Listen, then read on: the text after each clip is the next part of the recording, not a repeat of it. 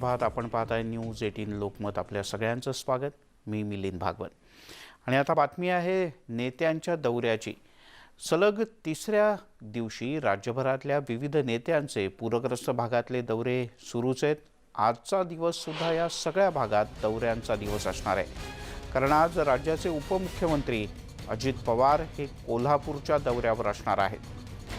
खरं तर कालच सांगली, सातारा आणि कोल्हापूर या तीनही जिल्ह्यांचा अजित पवार दौरा करणार होते, पण खराब हवामानामुळे त्यांचं हेलिकॉप्टर निघू शकलं नाही. तसंच कोल्हापूरला जाण्यातही अडचण होती, कारण रस्त्यावर 3 ते 4 फूट पाणी होतं. त्यामुळे काल फक्त सांगलीचा अजितदादांनी दौरा केला. सांगलीमध्ये सुद्धा सांगली शहर, पलूस आणि भिलवडीची त्यांनी पाहणी केली होती. तर आज ते कोल्हापूरला जाणार आहेत. शिरोळ आणि कोल्हापूर शहरात ते पाहणी करतील. यानंतर बैठका असतील. सोमवारी अजित पवार यांनी सांगली भिलवडीचा दौरा केला. NDRFच्या बोटीतूनही काल त्यांनी पाहणी केली होती आणि पूरग्रस्तांसाठी जी खास छावणी करण्यात आली आहे तिथेही ते गेले होते. आज ते कोल्हापूरचा दौरा करतील असं कळतं. 7:30च्या सुमारास अजितदादांचा दौरा सकाळी सुरू होतोय. हा दौरा कसा असणार आहे आपण एक नजर टाकूयात. सकाळी 7:45 कोल्हापुरातल्या शिरोळमध्ये अजित पवार दाखल होतील. 8 वाजता शिरोळ परिसरातील पूरग्रस्त भागाची ते पाहणी करतील. जनता हायस्कूल शिरोळ इथे ते भेट देणार आहेत. पूरग्रस्त नागरिकांशी ते संवाद साधतील. अर्जुनवाड रस्ता इथे पूरग्रस्त परिसर आहे, तिथे ते पाहणी करतील. पद्माराजे विद्यालय शिरोळ इथे सुद्धा ते जाणार आहेत. तिथे काही पूरग्रस्तांची राहण्याची व्यवस्था करण्यात आलेली आहे, तिथे ते भेट देतील. यानंतर सकाळी 10 वाजता कोल्हापूर इथे दाखल होतील. कोल्हापूर परिसरातील पूरग्रस्त भागाची पाहणी केल्यानंतर शाहूपुरी 6वी गल्ली इथे पंतवाळे कुंदरी मार्केट आणि नाईक अँड कंपनी रोडची पाहणी करून छत्रपती शिवाजी पूल परिसराची पाहणी करतील. 11 वाजता कोल्हापूर जिल्ह्यातल्या पूरग्रस्त परिस्थितीच्या संदर्भात आढावा बैठक असेल आणि नंतर पत्रकार परिषद असेल.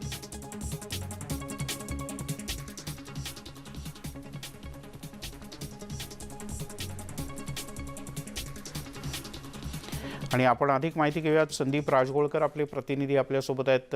संदीप, काय अधिक माहिती आहे? एकतर मिलिंद, कालच हा दौरा नियोजित होता, मात्र तो नियोजित होऊ शकला नाही. त्याचं कारण म्हणजे हवामानाचा फटका हेलिकॉप्टरला बसला. कारण आपल्याला माहिती आहे की कोल्हापूर जिल्ह्यातले येणारे सगळे रस्ते हे काल बंद होते, पण आज राष्ट्रीय महामार्ग जो आहे तो काल दुपारपासून चालू झालेला आहे. आता कोल्हापूरमध्ये येता येतं. काल अजित पवार हे कोल्हापूरच्या दौऱ्यावर येणार होते आणि नंतर सांगलीच्या दौऱ्यावर जाणार होते, पण अजित पवारांचा दौरा बदलला गेला, दौऱ्यात बदल केला गेला. त्यानुसार ते काल सांगलीत गेले होते, मात्र आज पुन्हा ते कोल्हापूरमध्ये येत आहेत. आता आपण सगळा दौरा जो आहे तो प्रेक्षकांना सांगितला. साधारणतः 11 वाजता ते पत्रकार परिषद घेणार आहेत आणि दौऱ्याला अजितदादांची सुरुवात देखील झाली आहे. काही वेळातच म्हणजे साधारणतः पुढच्या अर्ध्या ते पाऊण तासामध्ये 8-8:15 पर्यंत ते शिरोळमध्ये पोहोचणार आहेत.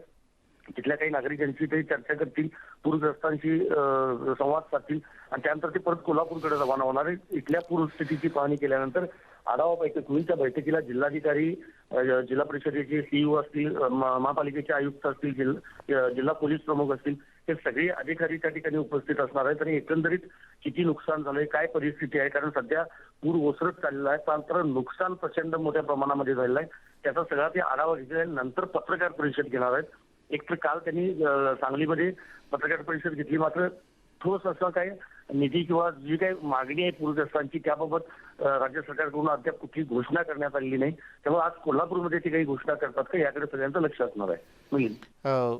संदीप, कोल्हापूर शहर आणि शिरोळ या 2 ठिकाणचा ते दौरा करणार आहेत, पण जसं तू गेले 3 दिवस या सगळ्या भागातलं रिपोर्टिंग करतोयस, या व्यतिरिक्त सुद्धा कोल्हापूर शहराला लागून असलेली अनेक गावं किंवा असे भाग आहेत की जिथे खूप जास्त नुकसान झालंय? नक्कीच मिलिंद, ग्रामीण भागामध्ये प्रचंड नुकसान झालं. म्हणजे चिखली, आंबेवाडी ही तर 2 गावं आहेत, किंवा चंदगड तालुक्यातलं कोवाड गाव आहे, शाहूवाडी, बुजुर्गड मधली अनेक गावं आहेत. अशी गावं आहेत जी ज्या गावांना अजूनही वेढा पडलेला आहे. त्या ठिकाणी प्रचंड नुकसान झालं. रेस्क्यू केलेलं आहे लोकांना, मात्र मालमत्तेचं प्रचंड नुकसान झालेलं आहे. पूरग्रस्तांची मागणी हीच आहे की आमच्यापर्यंत देखील नेत्यांनी पोहोचावं, राजकीय नेत्यांनी असतील किंवा मंत्र्यांनी पोहोचावं. मात्र अजितदादांचा दौरा हा फक्त कोल्हापूर शहरापुरता मर्यादित असणार आहे. शिरोळ तालुक्याला मोठा फटका बसलेला आहे, हे मान्य करावंच लागेल. मात्र त्या व्यतिरिक्त इतर जी गावं आहेत त्या गावात देखील नेत्यांनी यावर्षी मागणी पूरग्रस्तांची आहे, मात्र ती काही पूर्ण होणार नाही. कारण अजितदादा हे फक्त शिरोळ तालुक्यानंतर कोल्हापूर शहरात येतील, नंतर पत्रकार परिषद घेतील, त्यानंतर ते मुंबईला रवाना होतील. बरं, संदीप तुर्तास धन्यवाद या सगळ्या माहितीबद्दल. इकडे पूरग्रस्त भागातील वीज पुरवठा, पाणी पुरवठा आणि रस्ते या तीनही गोष्टी तातडीनं सुरळीत करा अशा प्रकारचे आदेश मुख्यमंत्री उद्धव ठाकरे यांनी दिलेत. रोगराई पसरू नये यासाठी स्वच्छता, आरोग्य सुविधा द्या, पूरसंरक्षक भिंती उभारण्याच्या दृष्टीनं नियोजन करा, इशारा यंत्रणा उभी राहिली पाहिजे, दरडग्रस्त वस्त्यांचं पुनर्वसन कशा पद्धतीनं करावं यासाठीचे आराखडे तातडीनं तयार करा, राज्यातील पुरामुळे झालेल्या नुकसानीचा आढावा घेताना मुख्यमंत्र्यांनी काल हे सर्व निर्देश रायगड, रत्नागिरी, सिंधुदुर्ग, सातारा, सांगली आणि कोल्हापूर या जिल्ह्याच्या जिल्हाधिकाऱ्यांना आणि प्रशासकीय यंत्रणेला दिले आहेत.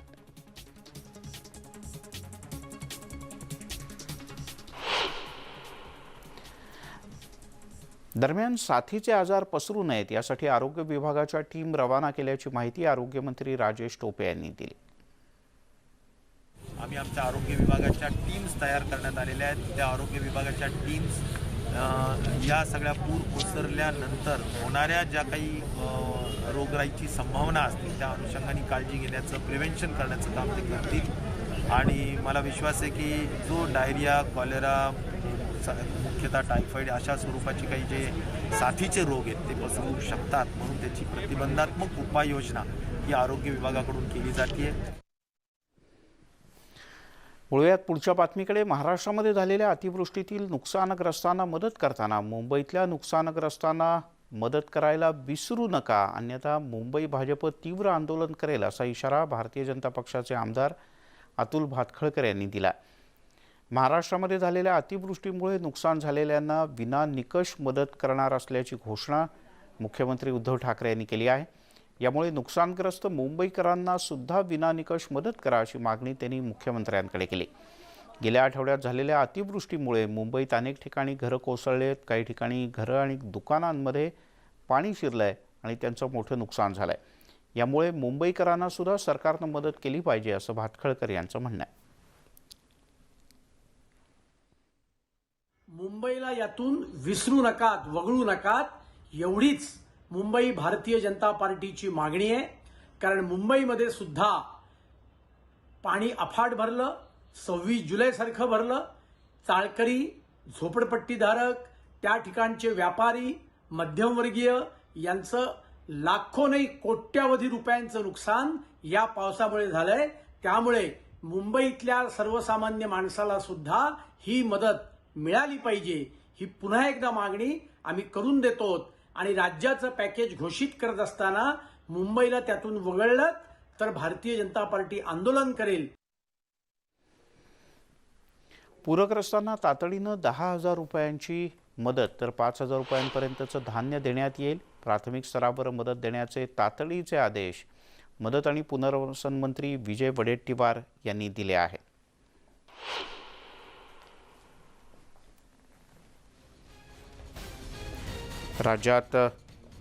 राज्य सरकारनं अजून पूरग्रस्तांना औपचारिकपणे मदतीची घोषणा केलेली नाही, पण तातडीची मदत म्हणून 5,000 रुपयांपर्यंतचं अन्नधान्य या सगळ्या पूरग्रस्त भागात नागरिकांना देण्यात येईल.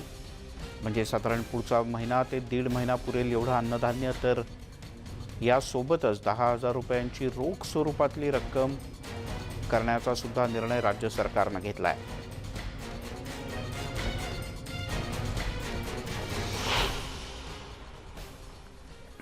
आता तर तातडीनं प्रति कुटुंब 10,000 रुपयाची मदत त्यांच्या खात्यामध्ये टाकण्याचा आम्ही निर्णय घेतलेला आहे. आणि लगेच हे ज्या ज्या घरांनी पुरामध्ये जी घरं गेलीत, पुराचं पाणी आलं आहे, त्या सगळ्या ठिकाणी त्या सगळ्या कुटुंबाला 10,000 रुपये नगदी रूपाने आणि 5,000 रुपये धान्य रूपाने ही मदत देण्याचा आता आम्ही निर्णय याच्याप्रमाणे निश्चितपणे ते देणार आहोतच.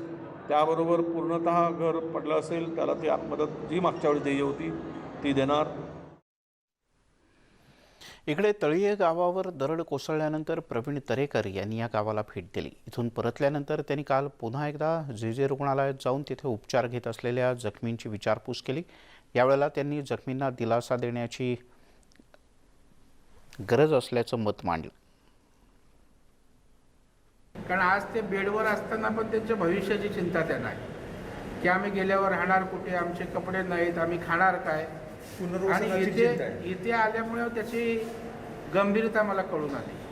तसं पाहिलं तर मी या सगळ्या ठिकाणी स्वतः जाऊन आलो आणि जेव्हा मला कळलं की यांना ॲडमिट केलं तर म्हटलं त्यांचं नीट काळजी घेणं, डॉक्टर्सना सूचना करणं या गोष्टी करू. त्याचबरोबर त्यांचं भविष्यामध्ये पुनर्स्थापित करण्याची आवश्यकता आहे आणि त्याकरता मी आवर्जून या ठिकाणी आलो आहे. आणि अत्यंत दयनीय अशी परिस्थिती आहे, म्हणजे कोणाच्या घरचं मूल गेलं आईला माहीत नाही. इकडे पोलादपूरमधील साखर सुतारवाडी इथं झालेल्या अतिवृष्टीमुळे अनेकांची घरं उद्ध्वस्त झाली. अनेकांनी आपले कुटुंबीय गमावले तर काही जण जखमी आहेत. या जखमींवर जे रुग्णालयात उपचार सुरू आहेत आणि या सगळ्यांसमोर आता नव्यानं संसार सुरू करण्याचा मोठा प्रश्न आहे. अशाच काही जणांशी बातचीत केली आमच्या प्रतिनिधी सुस्मिता भदाणे यांनी. महाड पोलादपूर या परिसरामध्ये पूर परिस्थितीमुळे मोठ्या प्रमाणात नुकसान झालं आणि ते कुटुंबीय सध्या जे मध्ये आहे. साखर सुतारवाडी या गावातले हे सगळे कुटुंबीय आहे ज्यांचं मोठ्या प्रमाणात नुकसान झालं. त्यांनी आपले कुटुंबीयसुद्धा दगावलेले आहे. त्याच्यामध्ये नेमकी काय परिस्थिती आहे, तुमचे नातेवाईक इथे आहेत, उपचार कशा पद्धतीने सुरू आहे? आमचे नातेवाईक जावई, मुलगी, एक नातू इथे आलेले आहेत आणि 2 मुली हॉक झालेले आहेत. आता त्यांचं कसं काय करायचं तर तुम्ही बघा. त्यांचं घर सगळा संसारच उद्ध्वस्त झालेला आहे. आता त्यांना तुम्ही काय हे करू शकता का मदत? असं कधी झालं नव्हतं तर आता एवढं नुकसान झालं आहे. म्हणजे तर माझे आई बाबा आलेले आहेत, सगळी सुलते मालते आलेले आहेत. तुम्ही मदत करू शकता का? आई ते माझे काका काकी मावशी, माझे वहिनीचे आई वडील हे सर्वजण आलेले आहेत. त्यांचे उपचार पण त्यांच्यावरती खूप व्यवस्थित झालेले आहेत. त्यांना जसं की आणलं ताबडतोब त्यांना इकडे ॲडमिट केलं. त्यांचे प्लॅस्टर वगैरे पायावरती औषध करून त्यांना खाऊ पिऊ. फक्त एवढंच आहे की त्यांच्यावरती चांगले चांगले उपचार व्हावे हेच आमची सरकारकडनं अपेक्षा आहे. आणि त्यांना जे काही नुकसान झालेलं आहे ते तुम्ही भरून द्या हीच आमची तुमच्या चरणी नम्र विनंती आहे. या दुर्घटनेमध्ये माझे सासू सासरे तर ऑफ झालेलेच आहेत, पण माझे काही नातेवाईक जसे दीर, त्यांची मुलं ह्यांचे हातपाय तर फ्रॅक्चर झालेलेच आहेत. दरड आलेली आहे, त्याच्यातनं घरही आमचं वाहून गेलेलं आहे. तर त्या ठिकाणी आमच्या जे आजूबाजूचे जे गावाले होते, जे रहिवासी होते, त्यांनीच ह्यांना जे रुग्ण आहेत त्यांनीच वाचवलेलं आहे. किंमत लागणार आहे आणि हे सरकारने आम्हाला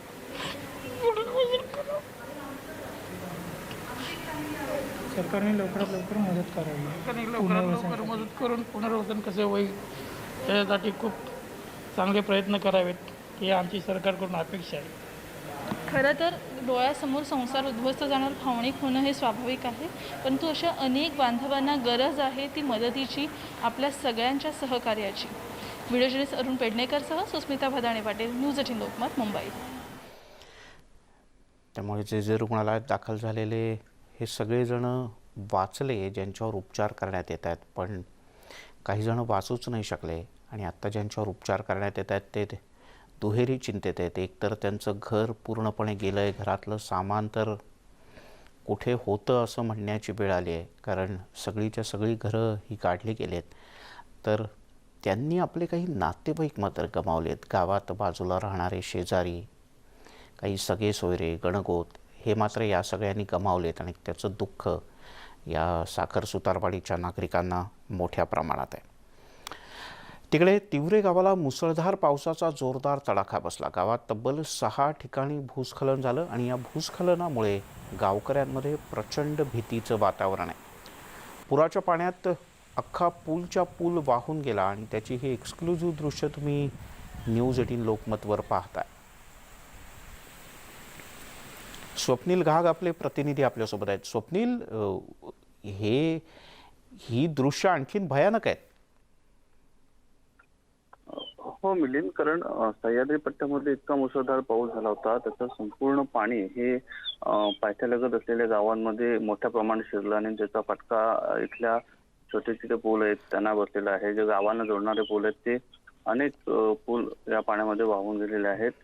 तिवरे गाव हा अगदी 4 डोंगरांच्या असा मध्ये गाव आहे भौगोलिकदृष्ट्या, त्याच्यामुळे या गावाला नेहमीच दरड कोसळण्याची भीती असते. त्यात धरण फुटल्यामुळे इथे आणखीन भूस्खलन होण्याची शक्यता दाट झाली होती. त्याच अनुषंगाने आत्ताचा जो पाऊस झाला, मुसळधार पाऊस झाला, या मुसळधार पावसामध्ये या गावामध्ये केवळ 2 ते 3 दिवसाच्या फरकामध्ये तब्बल 6 ठिकाणी मोठा दरड रस्त्यावरती आलेला आहे. जनजीवन विस्कळीत झालेलं आहे. वाडीमध्ये जाणाऱ्या जो रस्ते आहेत हे वाहून गेलेले आहेत. त्यामुळे इथली लोक ही मोठ्या प्रमाणात भयभीत झालेली आहेत.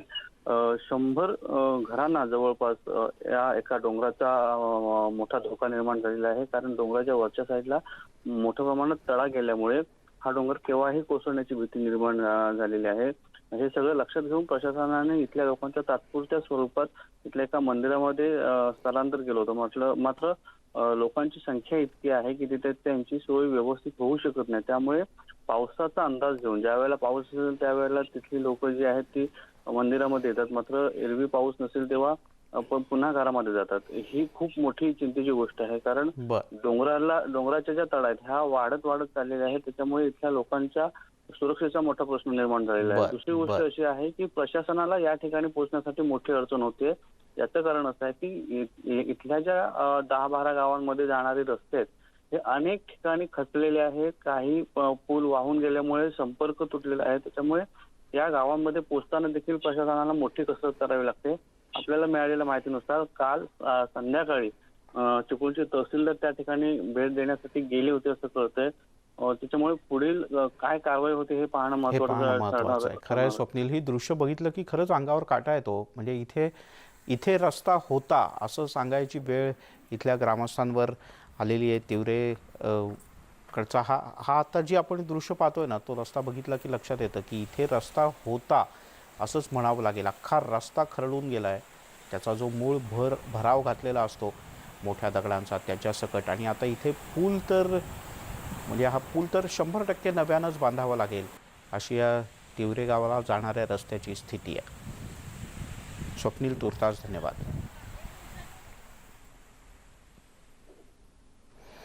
तिकडे अश्लील चित्रफित बनवणं आणि वेबसिरीज तसंच सिनेमामध्ये काम देण्याच्या बहाण्यानं अन्य काही गोष्टी करणं या आरोपांखाली अभिनेत्री शिल्पा शेट्टीचा पती राज कुंद्रा सध्या जेलमध्ये आहे. त्यातच पोलिसांच्या हाती मोठं घबाड सापडल्याचं कळतंय. पोलिसांनी राज कुंद्राच्या अंधेरी इथल्या घरातल्या तिजोरीत उघडण्यात यश मिळवलं आणि या तिजोरीमध्ये अनेक गोष्टी पोलिसांना सापडल्या. त्याबरोबरच एक लॅपटॉपसुद्धा पोलिसांच्या हाती लागला आहे. हा लॅपटॉप चाचणीसाठी लॅबमध्ये पाठवण्यात आला आहे. प्राथमिक अहवालानुसार त्यात छेडखानी करून काही पुरावे नष्ट केल्याचा पोलिसांना संशय. मात्र या सगळ्या प्रकरणी शिल्पा शेट्टी हिची पुन्हा एकदा चौकशी केली जाऊ शकते.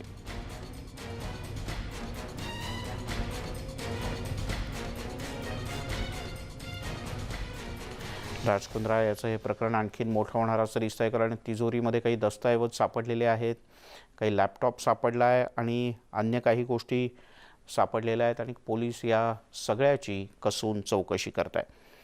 यासोबतच बुलेटिनमध्ये घेऊयात एक छोटासा ब्रेक. सर्व महत्त्वाच्या अपडेटसाठी आमच्या यूट्यूब चॅनलला तुम्ही जा आणि आमच्या यूट्यूब चॅनलला सबस्क्राईब करा, जेणेकरून तुम्हाला सर्व प्रकारचे ताजे व्हिडिओज हे पाहता येतील.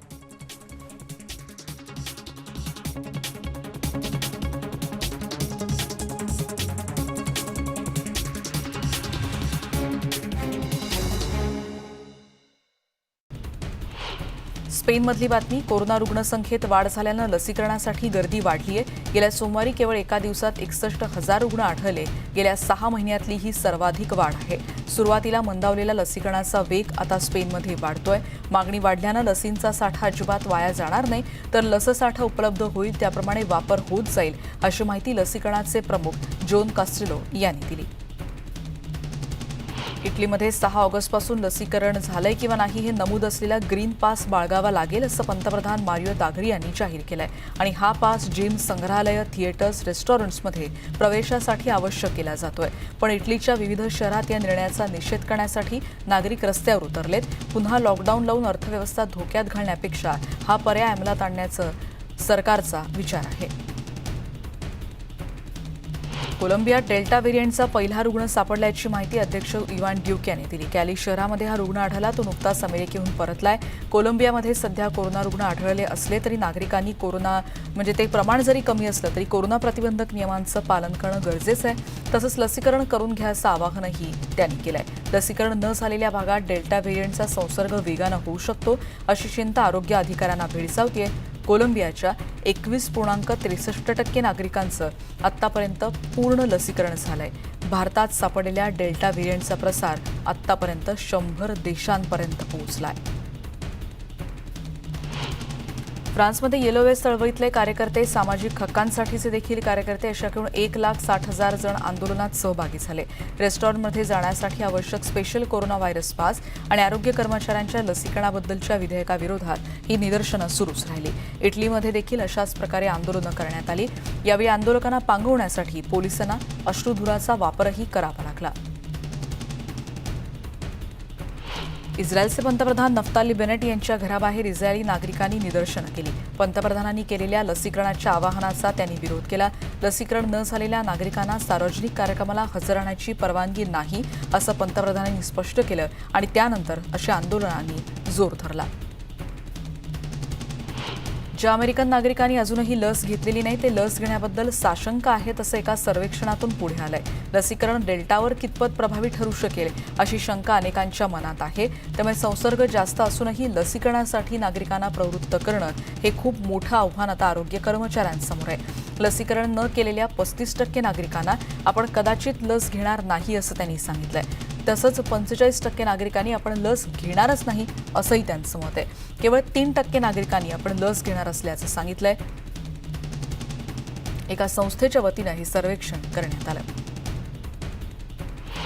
फ्रान्समध्ये कोविड पासशिवाय रेस्टॉरंट आणि सार्वजनिक वाहनांमध्ये प्रवेश दिला जाणार नाही असं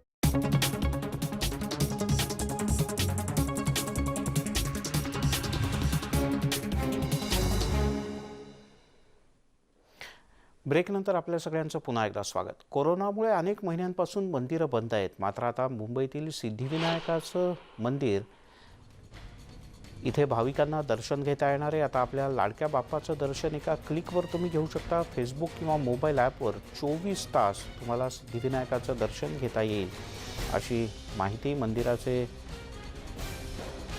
ट्रस्टचे अध्यक्ष आदेश बांदेकर यांनी दिली.